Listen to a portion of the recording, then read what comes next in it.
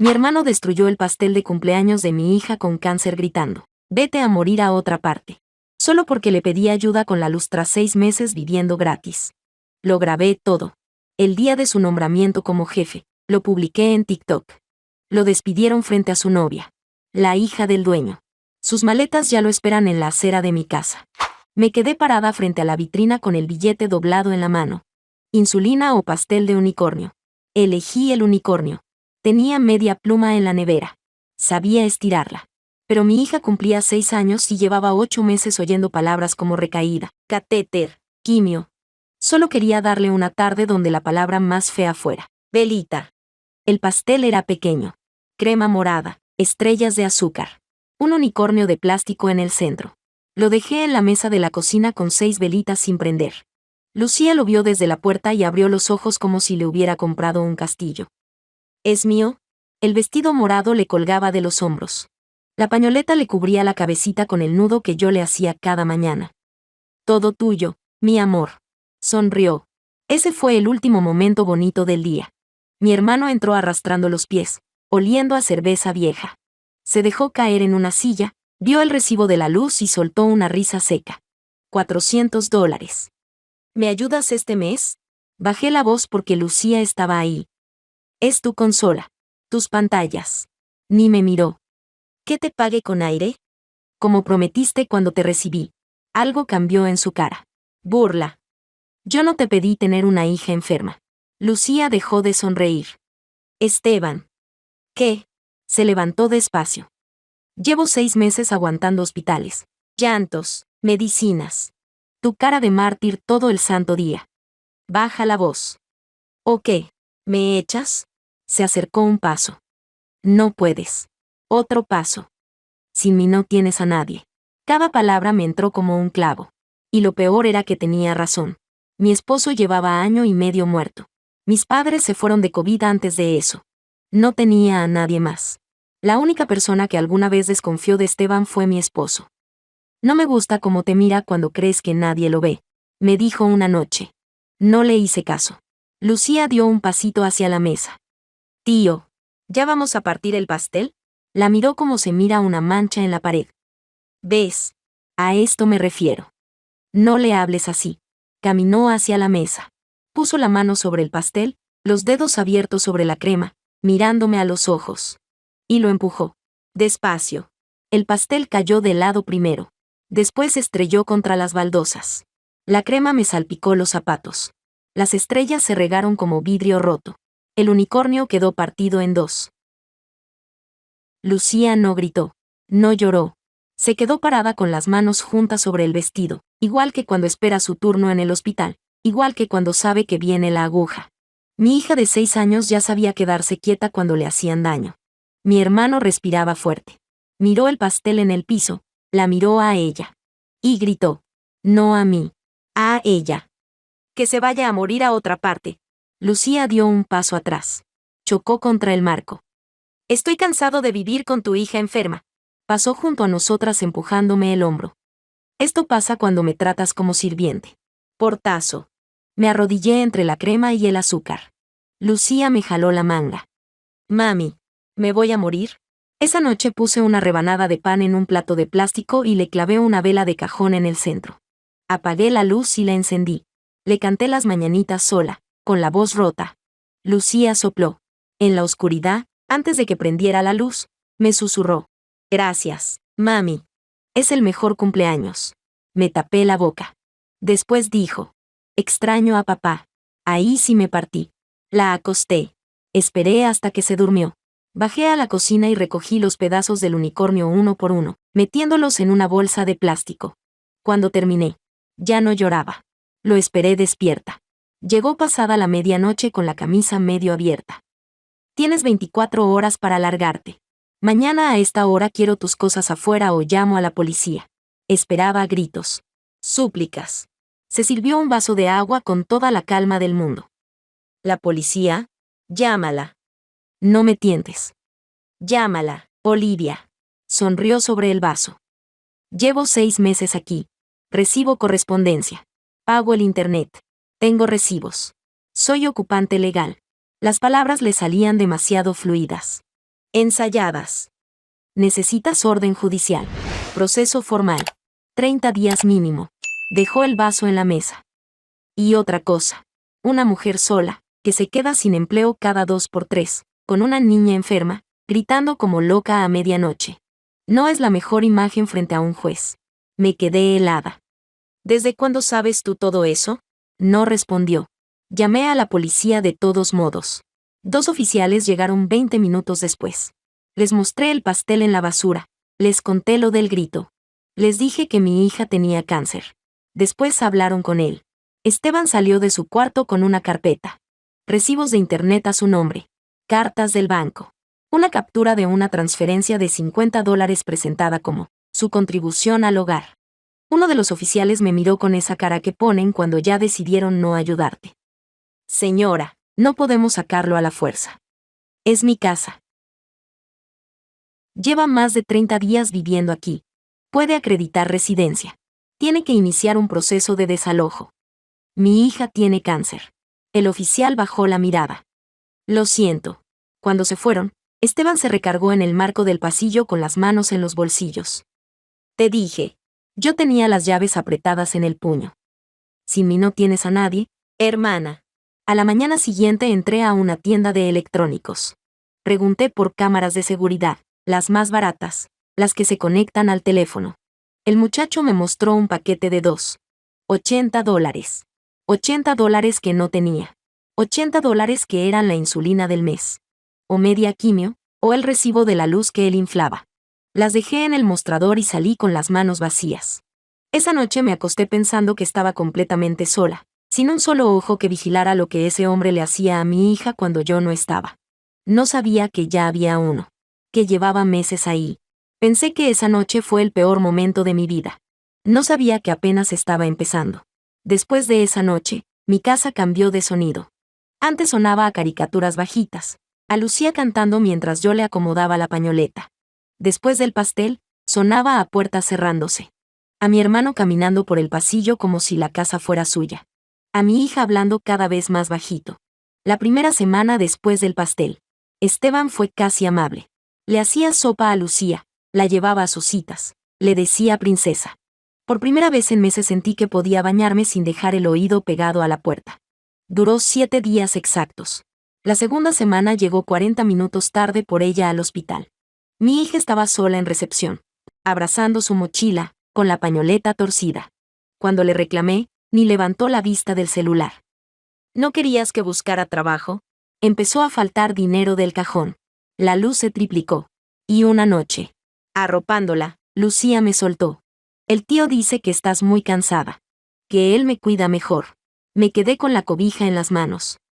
¿Eso te dijo? Sí. Que si te pasa algo, yo me puedo ir a vivir con él. No la seguí. Tenía la cabeza llena de quimios, cuentas, fiebre. No vi venir el plan. Esteban invitó amigos a ver el partido. 4 tipos. Cervezas. Las botas sobre mi mesa. Uno de ellos tosía. No una tos seca, una onda, mojada, de las que se quedan en el aire. Esteban, Lucía está inmunodeprimida. Una gripe la manda al hospital. Sácalos. No pausó el partido. ¿Es mi casa también? No. Eso le dijiste a la policía. Le dio un trago a la cerveza. Es alergia. No exageres. 4 días después, Lucía no podía respirar. Neumonía en los 2 pulmones. Las próximas 72 horas deciden. Me dijo el doctor con esa voz que usan cuando no quieren mentirte. Dormí 5 noches en una silla de plástico, agarrándole la manita llena de tubos, repitiéndole al oído que todo iba a estar bien. Mientras tanto, el teléfono vibraba. El trabajo. Una junta. Otra. La tercera. No contesté ninguna. Lucía sobrevivió. Yo salí del hospital sin empleo. El correo era de una línea. Conducta inestable. Mensajes inapropiados enviados desde su cuenta corporativa. Contrato terminado de inmediato. Abrí la bandeja con las manos frías. 3 correos salidos de mi cuenta mientras yo dormía en esa silla. Uno insultaba a mi jefe. Otro decía que ya no aguantaba más. Yo no escribí ninguno. Pero salieron de mi laptop. De mi casa. Me quedé mirando la pantalla y un frío me subió por la espalda. Él había entrado a mi computadora. Había escrito como si fuera yo. Y si podía meterse en mi correo, en mi trabajo, en mi nombre. ¿Hasta dónde más había entrado sin que yo lo viera? Sin trabajo no había seguro. Sin seguro no había tratamiento. Sin tratamiento no había Lucía. Me tenía agarrada del cuello sin tocarme. Esa noche me temblaban las manos. Llevaba 3 días sin insulina. La última pluma se acabó el martes y no tenía ni para el autobús al hospital. Me senté en la cocina a esperar que pasara el mareo, apretando la mesa, rezando no desmayarme porque si me desmayaba no había nadie que cuidara a Lucía. Volví a casa con mi hija todavía débil. Antes de abrir supe, olía a limpiador. Flores en la mesa. El refri lleno. Una gelatina de colores para Lucía. En 6 meses ese hombre no había enjuagado un vaso. Quería que llegaran a algo bonito. Se secó las manos. Me sentí mal por lo del hospital. Lucía me apretó la mano. No le sonrió. Yo tampoco. La respuesta estaba en la mesa del comedor. Un sobre abierto junto al florero. La aseguradora. El seguro de vida de mi esposo. Ese que llevaba meses peleando. Abierto. Yo no lo abrí. Lo leí con las manos heladas. $250,000. A nombre de Lucía. Beneficiaria única. Mi hermano había leído ese número antes que yo. Por eso las flores. Por eso la gelatina. Por eso, de un día para otro, mi hija le importaba. No era amor. Era un número. Y por primera vez no sentí rabia. Sentí miedo. Porque si Lucía solo le importaba por ese dinero, entonces mi hija no era su sobrina. Era su llave. Esa noche subí a buscar una pulsera que guardaba en el cajón. Quería empeñarla porque ya no me quedaba nada. No estaba. Revolví todo. No estaba. Como tantas cosas pequeñas que habían ido desapareciendo de mi casa sin que yo las contara. 3 días después tocaron el timbre. Una mujer de traje gris, carpeta contra el pecho, credencial colgando, sistema de protección a la infancia. Olivia Mendoza. Recibimos un reporte sobre el bienestar de su hija. ¿Puedo pasar? Sentí el piso moverse. ¿Qué reporte? Preocupación sobre usted. Ideas de hacerse daño. La menor podría estar en riesgo. La dejé pasar porque no supe qué más hacer. Recorrió mi sala anotando todo, la caja de medicinas, mis ojeras, el tanque de oxígeno prestado, los platos sin lavar. Después las preguntas.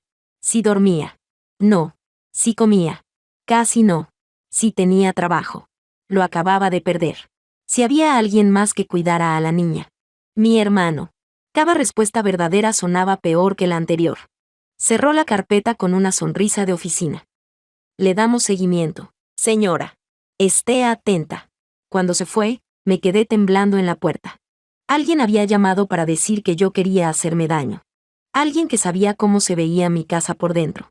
Alguien que dormía a 15 metros del cuarto de mi hija. El jueves tenía que salir a un trámite. Le pedí a Esteban que se quedara con ella 2 horas. Me dijo que sí, tranquila, con una sonrisa que debí saber leer. Cuando volví, había una patrulla y un carro de gobierno frente a mi casa. Entré corriendo. La mujer del traje gris tenía a Lucía de la mano. Esteban hablaba con 2 oficiales con la voz quebrada, limpiándose una lágrima que no existía.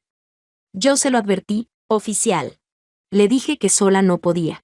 Llegué y la niña estaba encerrada, sin comer, llorando. ¿Qué clase de madre hace eso?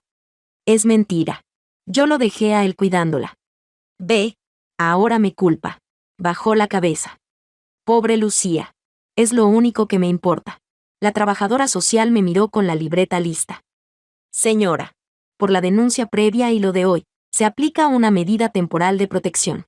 La niña queda bajo resguardo temporal, y mientras se evalúa el caso será entregada a un familiar autorizado. No, me salió sin voz. Después me salió con toda. No, es mi hija. Yo no la dejé sola, él la encerró. Pregúntenle a ella. Pregúntenle. Nadie me escuchó. O peor, me escucharon y eso los convenció más. Me lancé hacia Lucía. Me arrodillé en el piso, le agarré las manitas, se las besé. Le busqué los ojos. Mi amor, diles. Diles que mami no te dejó. Diles que yo nunca te dejaría. Lucía, mírame. Mírame, mi vida. Lucía me miró. Tenía los ojos muy abiertos, muy quietos, como cuando le ponen la aguja y ya aprendió que gritar no sirve de nada. No dijo nada. La trabajadora social me puso la mano en el hombro. Señora, por favor, no haga esto más difícil. Es mi hija. Tiene cáncer. Necesita a su mamá. No pueden llevársela. No pueden. Por favor, se lo suplico. Me temblaba todo. Las manos, la voz, las rodillas contra las baldosas. Le apreté las manitas más fuerte. Como si pudiera sostenerla ahí con los dedos, como si mis manos fueran lo único entre ella y el mundo. Uno de los oficiales dio un paso hacia mí. Señora, suéltela. No, no la suelto. No me la quiten. Por favor. Se los pido por lo que más quieran. Tiene 6 años. Está enferma. Soy lo único que tiene. Señora. Soy su madre. Me separaron. No sé si fue el oficial o la trabajadora social. Solo sé que los deditos de Lucía se fueron soltando de los míos uno por uno, y que ese fue el peor dolor que he sentido en mi vida. Me quedé con las manos abiertas en el aire, agarrando nada. Lucía no lloró, no pataleó. Buscó la mano de Esteban. ¿Me voy con el tío? No me lo preguntó a mí. Se lo preguntó a él. Esteban le acarició la cabeza con una ternura que me dieron ganas de arrancarle a mordidas. Pórtate bien, princesa. Yo te alcanzo. Se la llevaron. Mi hija salió de mi casa de la mano de una desconocida y volteó a verlo a él. No a mí. No lloró. No pataleó. Salió tranquila. Como quien va a un lugar mejor. Y yo me quedé en el piso con un grito atascado en la garganta que no me salió hasta que el carro dio vuelta en la esquina. Cuando salió, no sonó como una palabra. Sonó como algo que se rompe por dentro y ya no se puede pegar. La puerta se cerró. Esteban dejó caer la cara de víctima y me miró por fin como lo que era. Te lo dije, hermana. Tomó las llaves de la mesa. Sin mí no tienes a nadie. Ahora ni a ella. Salió silbando. No sé cuánto tiempo me quedé ahí, en el piso de la sala más silenciosa del mundo. No me habían quitado a una niña. Me habían quitado la única razón que tenía para seguir respirando. Y la ley lo había ayudado a hacerlo. La casa no hizo ruido cuando se fueron. Ese fue el problema. El silencio. Entré al cuarto de Lucía sin querer entrar. La cama tendida. El peluche de unicornio acostado en la almohada como ella lo dejaba. Y en el respaldo de la silla, la pañoleta morada de repuesto, la que le ponía los días que la otra estaba en la lavadora. La agarré. Olía a ella. Me senté en el piso con la pañoleta apretada contra la cara. El llanto me salió de un lugar que no sabía que tenía. Me doblé. Las manos contra las baldosas. La frente contra las rodillas. Le hablé a Martín, a mis papás. A un Dios que hacía mucho no me contestaba. Devuélvanmela. Por favor. Lo que sea. Nadie contestó. Nunca contestan. Me dieron una visita supervisada a los 3 días. 1 hora. Una sala con una mesa de plástico. Una mujer tomando notas en la esquina. Lucía entró de la mano de otra trabajadora. Cuando me vio, no corrió. Se quedó parada. Hola, mi amor. Me arrodillé. Te extrañé tanto. Hola. Se sentó en la silla de enfrente, no en mis piernas. Empezó a balancear los pies. ¿Te están tratando bien? ¿Comes? ¿Duermes? El tío me lleva al parque. Lo dijo como quien recita. Y me va a comprar la casa de muñecas grande. La de 3 pisos. Algo se me cerró en la garganta. Sí. Cuando todo se arregle. Me miró con esos ojos que antes eran solo míos. Mami, ¿es verdad que estás enferma de la cabeza? La mujer de la esquina levantó la vista de su libreta. Quise gritar. Quise decirle que el enfermo era él, que me estaba robando. Que todo era mentira. Pero si lloraba, si me alteraba, esa mujer lo anotaba. Y cada nota era un clavo más en mi contra. Me tragué todo. No, mi amor. Mami está bien. Solo muy cansada de extrañarte. El tío dice que las mamás cansadas a veces hacen cosas malas sin querer. El tío dice muchas cosas. Se acabó la hora. La trabajadora le tendió la mano. Lucía se levantó. Adiós, mami. Y se fue sin voltear. Salí de esa sala caminando derecha hasta el carro. Adentro, con las puertas cerradas. Golpeé el volante hasta que me dolieron las manos. No iba a perderla. No así. No con un hombre metiéndole en la cabeza que yo estaba loca a cambio de una casa de muñecas. Esa noche no dormí. Di vueltas por la casa como animal enjaulado. Y en una de esas vueltas me acordé. Martín. La última vez que hablamos. 1 hora antes del accidente. Me llamó desde el carro. Dijo cosas normales, que venía en camino, que comprara leche. Y al final, como al descuido: oye, si algún día yo no estoy y necesitas algo, acuérdate de buscar arriba. Yo creí que hablaba del dinero de emergencia que guardaba en una caja. Nunca subí. Después se murió y no tuve cabeza para nada. Subí esa madrugada con la linterna del teléfono temblándome en la mano. Entre sus cajas, debajo de unos manuales, había una caja negra del tamaño de un libro. Una lucecita verde encendida. Llevaba año y medio encendida. Y un papel pegado con su letra. Una sola cámara, conectada a esto. No la borres. Me temblaban los dedos cuando la conecté a la laptop vieja. Una sola cámara. En la sala, apuntando a la puerta y a media cocina. Meses de archivos guardándose solos en la oscuridad, sin que nadie los viera. Abrí uno cualquiera. Esteban, de espaldas. Hablando por teléfono en la sala. Tarde, las luces bajas. La voz suave que nunca usaba conmigo. No, tranquilo. Lo de Sonora ya casi. Dame hasta el viernes. Sonora.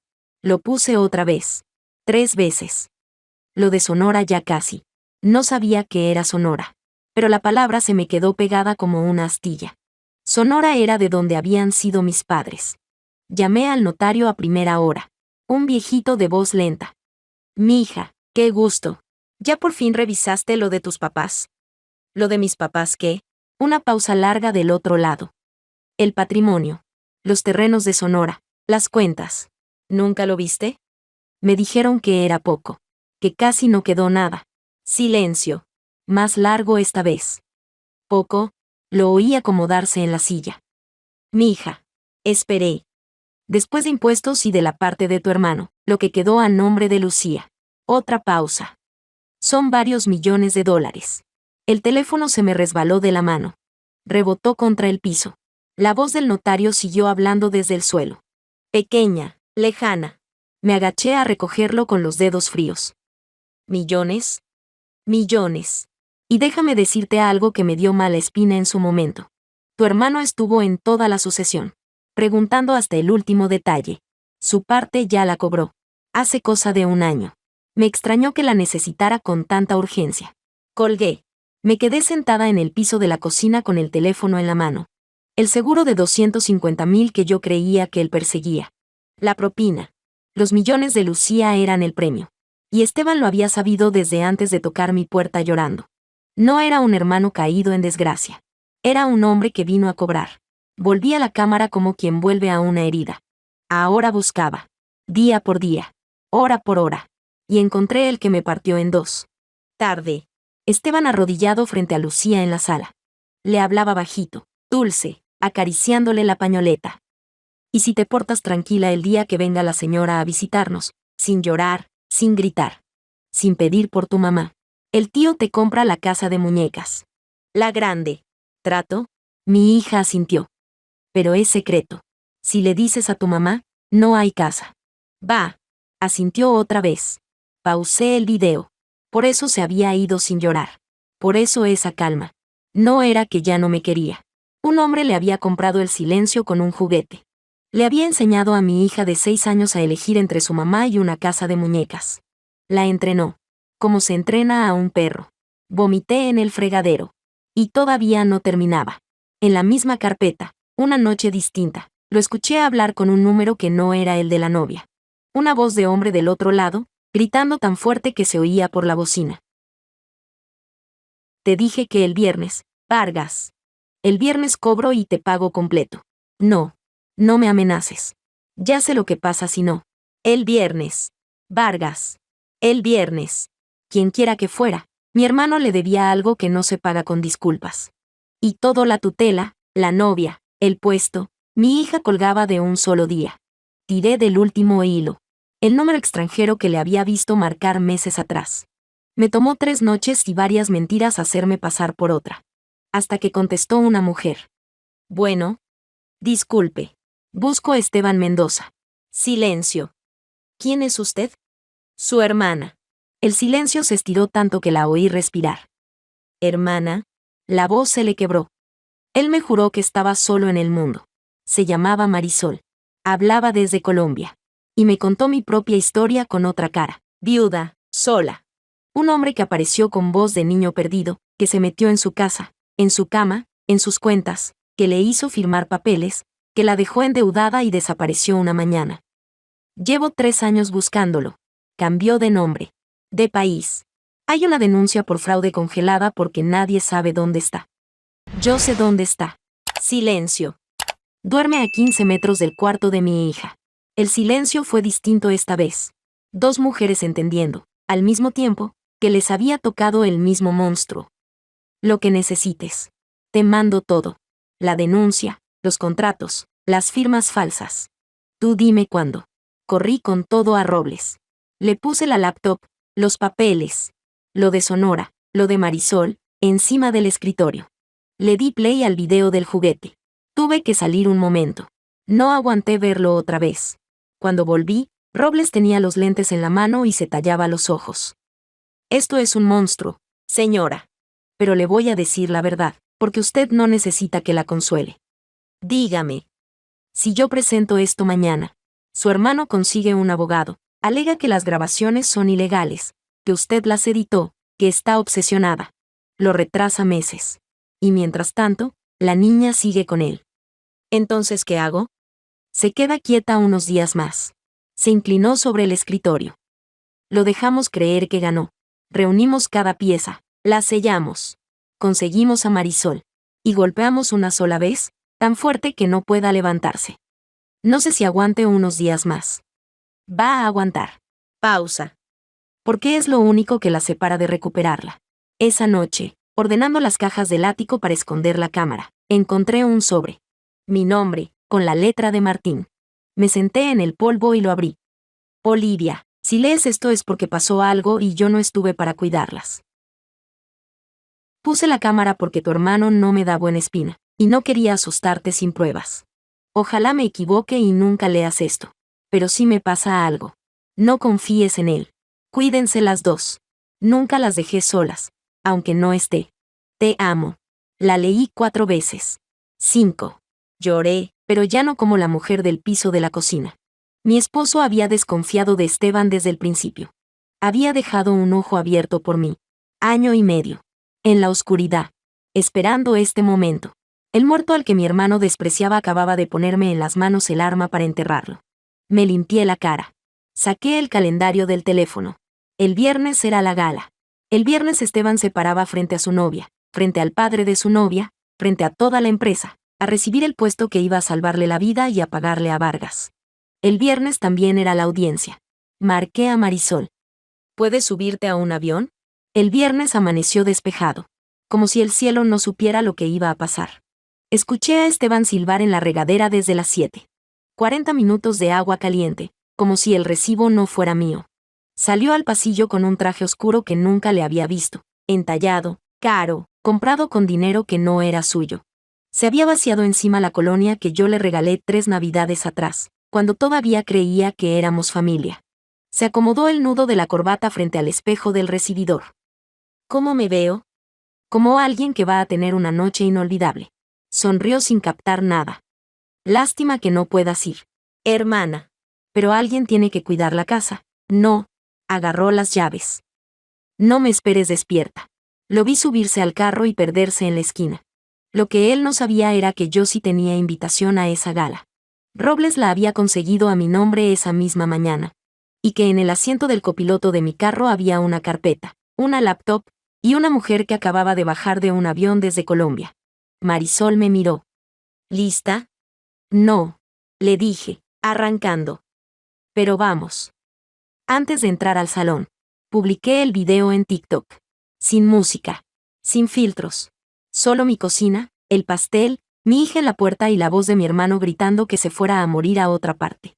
Le puse el nombre de la empresa, el hashtag de la gala y el cargo que estaba a punto de recibir. Robles había llegado antes que nosotras. No como mi abogado, sino como representante legal con una denuncia formal para Ricardo Durán.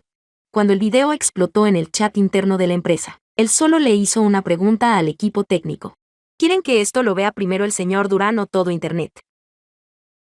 El salón era todo lo que él soñó. Manteles blancos.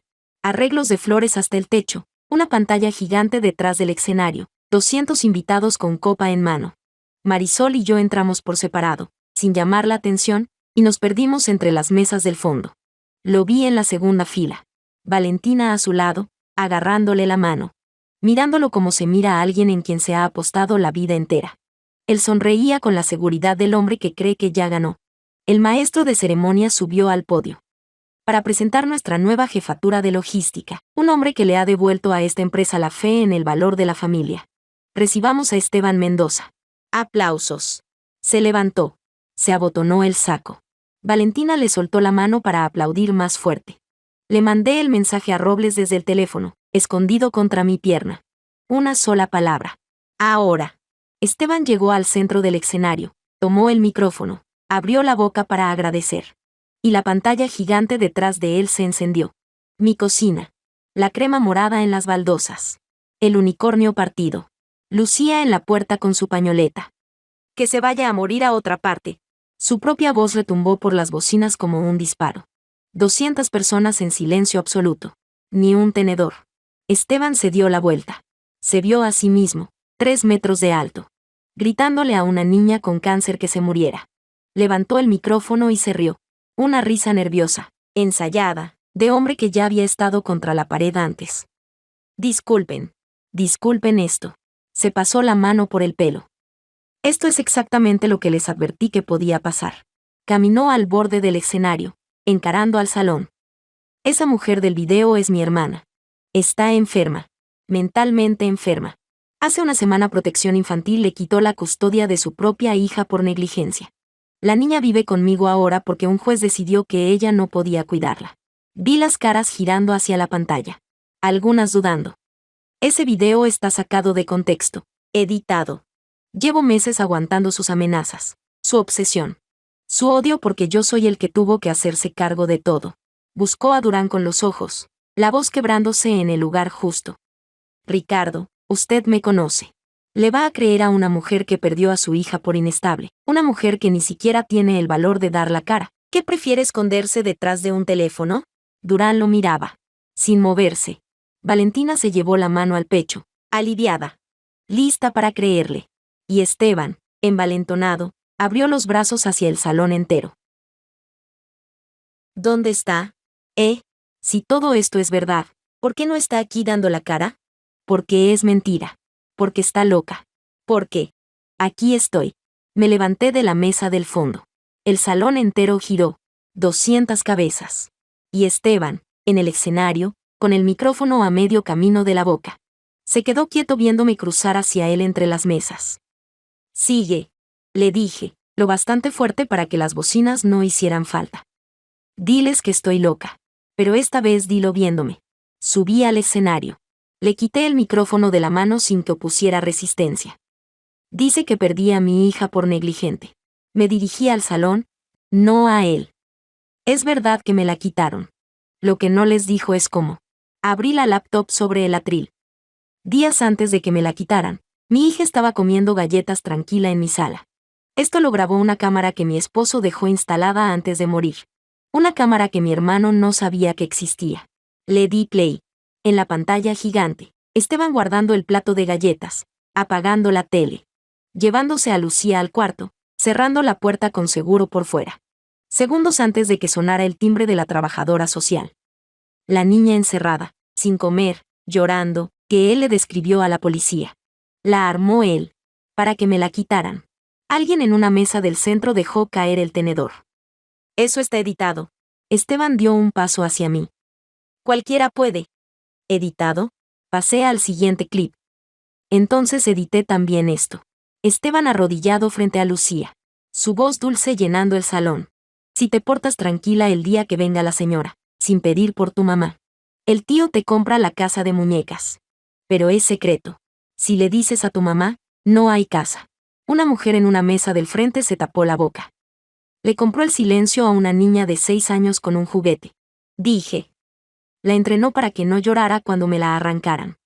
Mentira. Ya no se reía. La voz le salía distinta. Está todo montado. Esta mujer está obsesionada conmigo. Lleva meses. Diles tu nombre. Se detuvo. Diles cómo te llamas. Tu nombre completo. El que pusiste en tu contrato. Me volví hacia Durán. Pídale una identificación. Ahora mismo. Yo espero. Esteban no se movió. Y desde el fondo del salón, una voz de mujer cortó el aire. Porque el nombre que les dio no existe. Marisol caminó entre las mesas con su carpeta. Me llamo Marisol Restrepo. Vengo de Colombia. Y ese hombre el que ustedes iban a hacer director me dejó endeudada. Con préstamos firmados con mi nombre, y una denuncia por fraude que lleva 3 años congelada porque cambió de identidad y desapareció del país. Puso la carpeta en manos de Durán. Ahí está todo. Su nombre real. La orden de captura. Las firmas falsas. Esteban giraba la cabeza de Marisol a mí, de mí a Durán. Valentina. Se volvió hacia ella, desesperado. Mi amor, escúchame. Esto es. Valentina no lo escuchaba. Estaba mirando su propia muñeca. La pulsera. Levantó la vista. Y la cara se le había vaciado de color. Esta pulsera, dijo despacio. Me dijiste que la compraste para mí. En la joyería del centro. Miró hacia mí. Es suya, ¿verdad? Era mía. Le dije. Desapareció de mi cajón hace 2 meses. Como muchas cosas.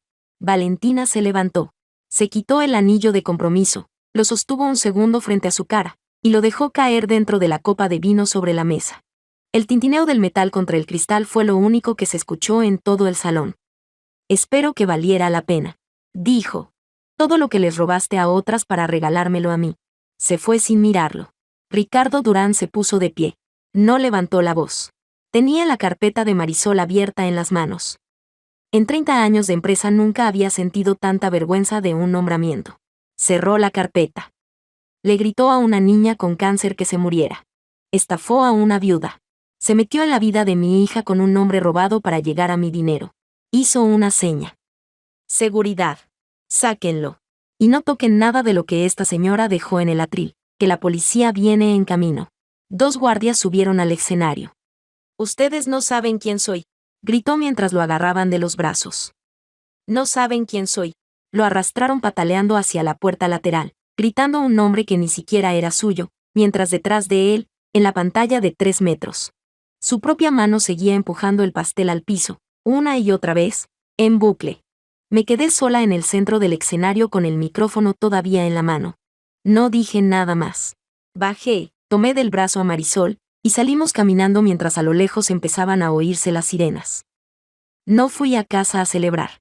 Manejé directo al juzgado de guardia, con la laptop, la carpeta, la carta de Martín, y Marisol lista para declarar. Robles ya estaba ahí, con todo sellado, esperándome en la puerta. El juez nos recibe en 20 minutos. Me dijo. ¿Está lista para recuperar a su hija? No me salió la voz. Solo asentí. Eran casi las 2 de la mañana cuando una trabajadora social abrió una puerta y Lucía apareció del otro lado. Despeinada. Pijama arrugada. La pañoleta morada torcida. El peluche de unicornio apretado contra el pecho con los deditos blancos de tanto apretar. Se quedó parada. Me miró. Por un segundo. El más largo de mi vida. No se movió. Me arrodillé en el piso frío. No le abrí los brazos.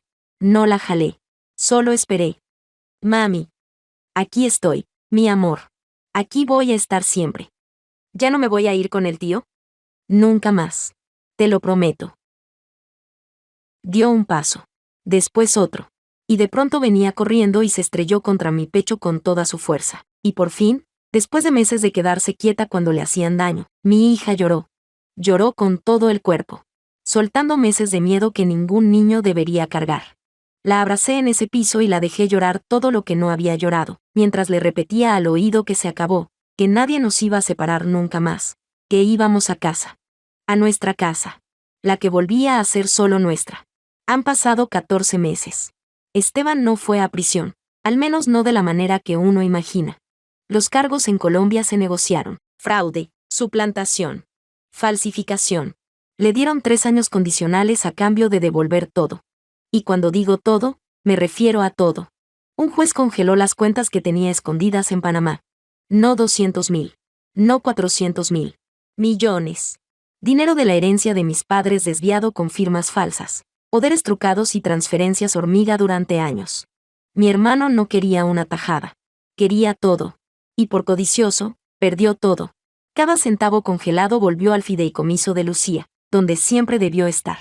Ese dinero, sumado al seguro de vida de Martín, alcanzó para lo que importaba: el trasplante de médula de Lucía en la mejor clínica del país, seguimiento completo, y un colchón para no volver a elegir entre insulina y pastel de unicornio.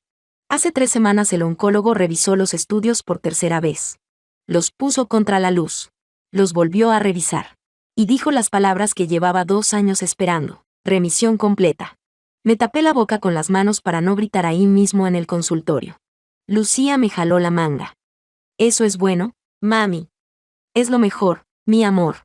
Me salió con la voz rota. Lucía ya no usa pañoleta. El pelo le creció rizado, más oscuro que antes. Rebelde en las mañanas. Mi nevera tiene insulina para 3 meses. Ya no cuento las plumas. Ayer Lucía me pidió patines. Patines, como si tuviera todo el tiempo del mundo para caerse y levantarse. Y lo tiene. Mi antiguo empleador me contactó después de la gala. Les llegaron los videos de Esteban usando mi laptop de madrugada. Me ofrecieron reincorporarme con disculpas y compensación por despido injustificado. Acepté la compensación, no el puesto. Ya no quería volver a un lugar que me soltó sin preguntar. La trabajadora social fue reasignada cuando Robles presentó la evidencia. También rastreó la llamada anónima que activó la primera visita de protección infantil. Salió del celular prepago que Esteban usaba para hablar con Vargas. No la odio. Hizo su trabajo con lo que tenía. Pero cada vez que pienso en los deditos de Lucía soltándose de los míos, me tiembla algo por dentro que no se va a ir nunca. Marisol volvió a Colombia y hablamos cada domingo. 2 mujeres que el mismo hombre intentó destruir y que terminaron salvándose la una a la otra. A Vargas le pagaron con las cuentas embargadas.